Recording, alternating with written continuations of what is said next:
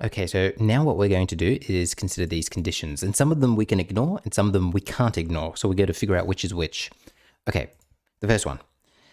Activities A and F may only be completed by John. So what you need to do is you need to look at A, you need to look at F. Well, look, they're separated. They're not occurring at the same time. So, John can do A and F and it won't affect the timing of things. So let's just get rid of it. We don't care about that. Let's look at the next one. B and C may only be completed by Ken. All right, well, here's B, here's C, and on the face of it, you might be thinking, oh, these don't happen at the same time. But look, look at B, look at C. B and C. Well, if B and C both have to happen by Ken, well, let's think about it for a second. B takes 6 days to complete, right? We're talking about days here, days.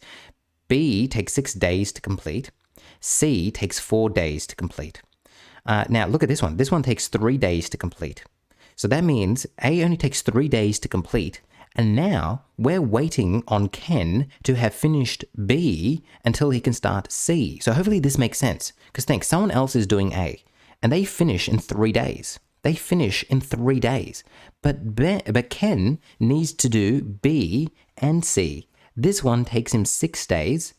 They've been already done for 3 days. So they're waiting for an extra 3 days here until he's finished with B and then he can start C.